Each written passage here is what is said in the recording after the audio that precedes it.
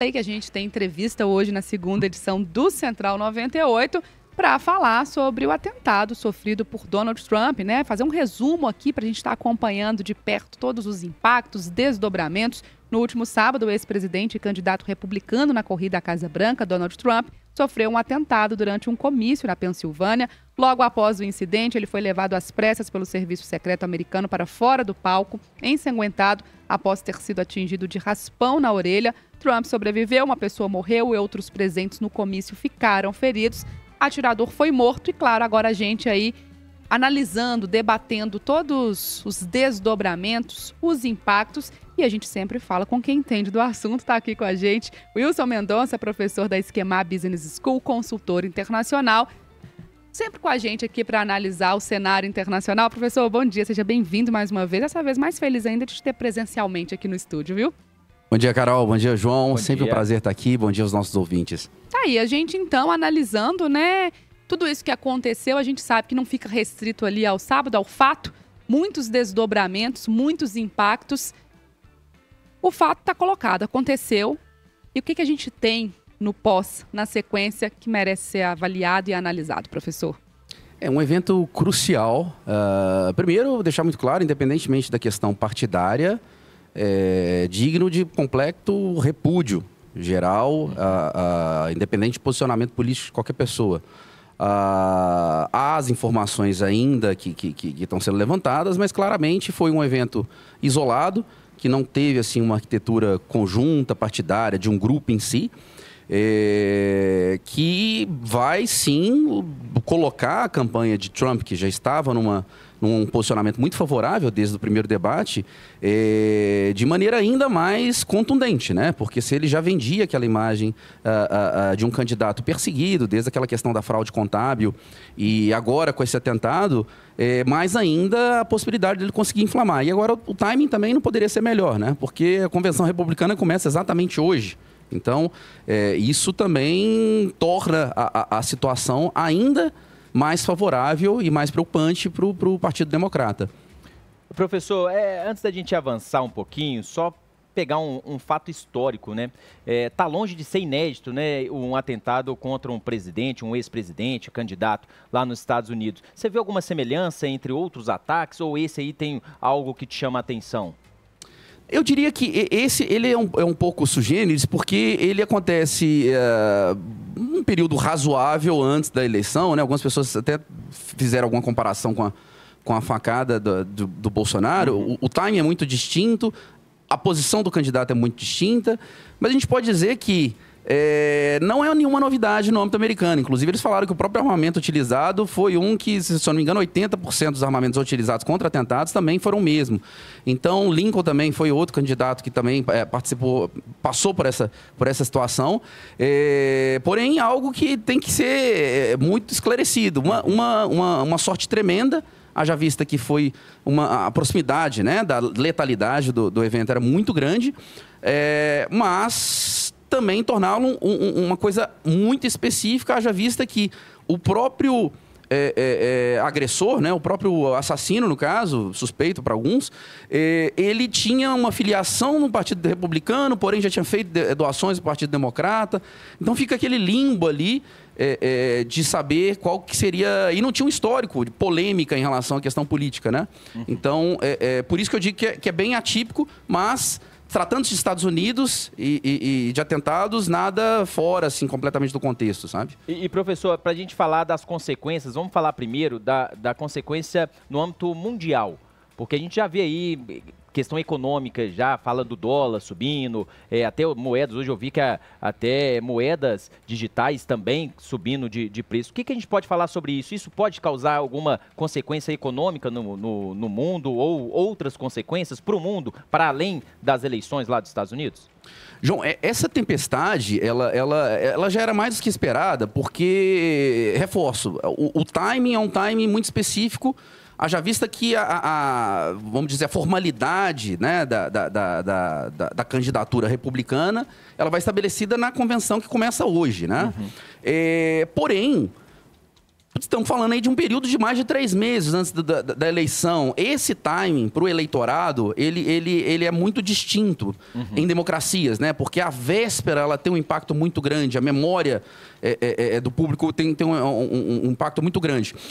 Agora, levando-se em conta o perfil dos dois candidatos, que eu acho que mais a gente tem que chamar a atenção nesse aspecto, são linhas de conduta e plataformas muito distintas em relação à geopolítica.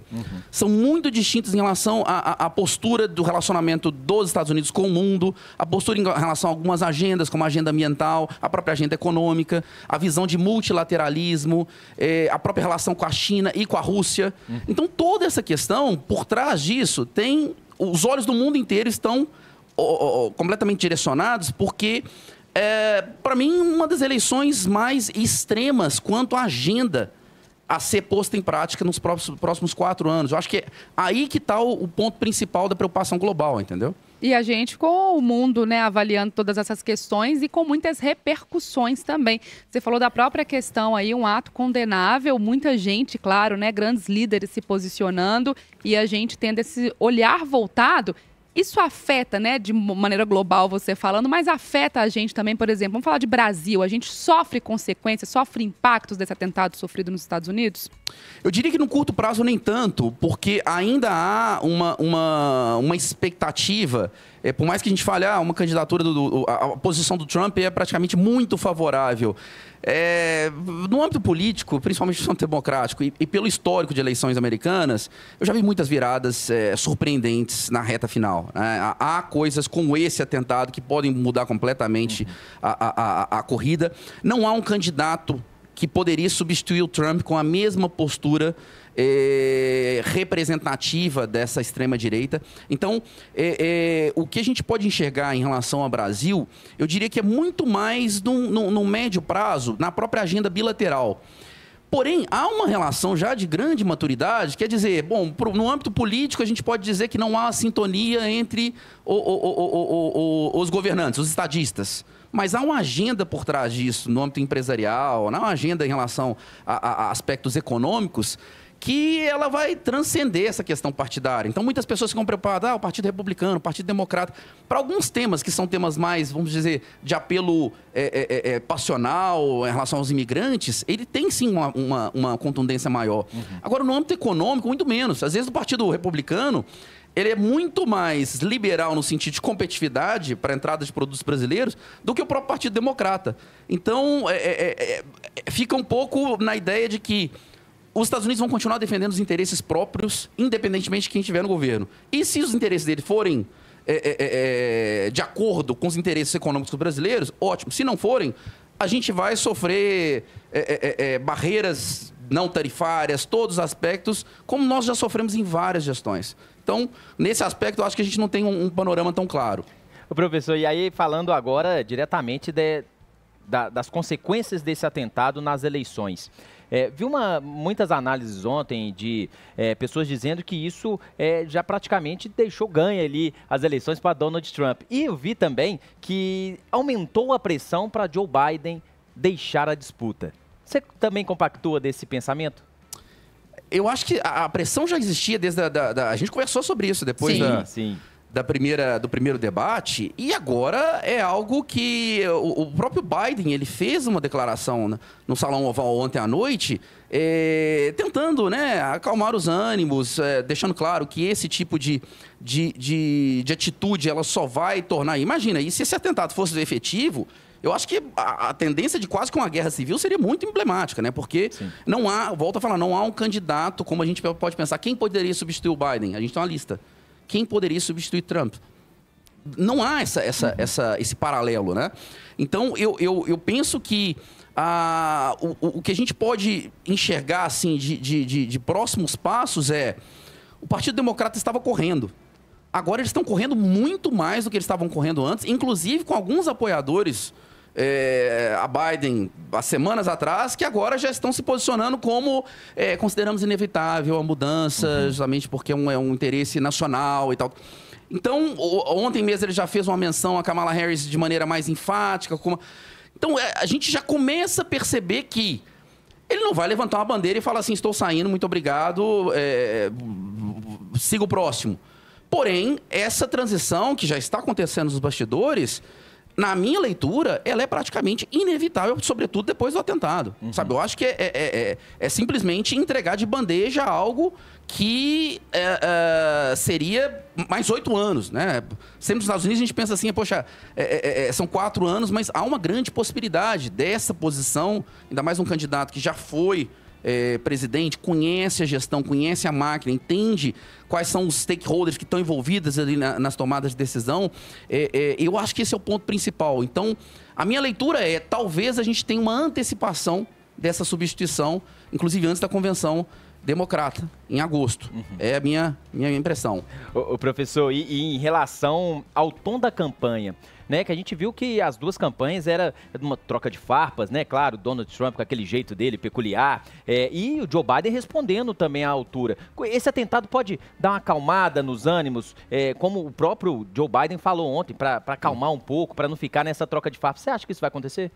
Eu acredito que não, porque alguns até anteviam a possibilidade de Trump angariar e trazer alguns indecisos, ou talvez alguns democratas às vezes, estavam muito insatisfeitos, inclusive com o posicionamento do Biden, mas isso iria completamente de encontro à própria postura dele, à própria retórica dele. Então, agora, o vitimismo e a posição dele de perseguido, ela vai se tornar ainda mais inflamada ao ponto de que, se vocês indecisos continuam indecisos depois disso, a responsabilidade não é nossa mais, é de vocês. E ao contrário de Biden, que tem não só porque ele é chefe de Estado atual, mas porque ele tem essa necessidade de acalmar os ânimos, mas ao mesmo tempo de deixar claro que um segundo debate ele é praticamente iminente, inevitável, ele já está sendo inclusive muito ressaltado pelo próprio Trump. Então a gente percebe que as retóricas elas vão ser muito distintas. Então esse discurso de união nacional, não esperem de maneira alguma isso do Trump. E a gente tem também, até de maneira mundial, uma polarização em cima do tema ainda maior, porque a gente está vendo, por exemplo, essa própria, né, a investigação que vai acontecer, a gente vai acompanhar, mas o atirador que você citou aí, que tem aí, a gente não consegue entender muito bem a motivação, dando espaço para inúmeras teorias da conspiração, né, professor? Em outro ambiente que é extremamente favorável a qualquer teoria de conspiração, né? Eles já fazem isso por natureza, no aspecto fictício e também no cotidiano. O próprio sistema de segurança americano ele já é obsessivo quanto a essas questões, porque já há um histórico muito claro quanto a isso. Mas o que me impressiona os próximos passos, eles sempre vão possibilitar essa expectativa de que, bom, se tentaram uma vez, provavelmente vão tentar novamente. Será? E se não tentarem? Na dúvida, vamos utilizar isso a nosso favor. E por isso que eu digo que essa postura... nós havíamos conversado sobre a questão da fraude contábil também aqui. E eu diria... É um outro ponto, em tese, desfavorável para um candidato em aspectos legais, porém que o favorece no âmbito da corrida eleitoral. E em relação à questão do debate. E mais agora sobre esse atentado. Então, eu acredito que caiu no colo de uma pessoa que tem uma habilidade indiscutível, uma pessoa que, inclusive, sendo protegido pelos seguranças, ele ainda consegue pedir, quase que olhar para as câmeras e pedir... dá um foco aqui que eu quero fazer, mandar uma linguagem corporal para o meu público. Então, isso eu acho que é algo que o âmbito global está assistindo, percebe que há uma polarização indiscutível. Não dá para a gente falar de agendas comuns. É muito interessante. A gente vai discutir sobre questões ambientais. A gente tem uma indústria completamente voltada à energia verde, tem uma indústria completamente voltada às energias fósseis, que as duas são as grandes patrocinadoras das campanhas e deixam muito claro, não existe um meio termo. Ou é um lado ou é o outro. E o mundo inteiro também tem que se posicionar dessa maneira, porque a agenda deles também vai conversar com a agenda norte-americana, né? Então eu diria que, assim, temos aí mais uns 3, 4 meses de novas programações dessa novela e que, na minha perspectiva, só tendem a se tornar cada vez mais instigantes. Aí, gente, a gente recebendo aqui na segunda edição do Central 98, Wilson Mendonça, professor da Esquema Business School, consultor internacional, fazendo essa análise pra gente dos desdobramentos, dos impactos desse atentado sofrido por Donald Trump no último sábado. Teremos muitas conversas ainda, com certeza, sobre essas eleições americanas. Sempre um prazer te receber aqui, professor. Obrigada, viu? O prazer é sempre meu, pessoal. Contem comigo sempre. Obrigada e bom trabalho.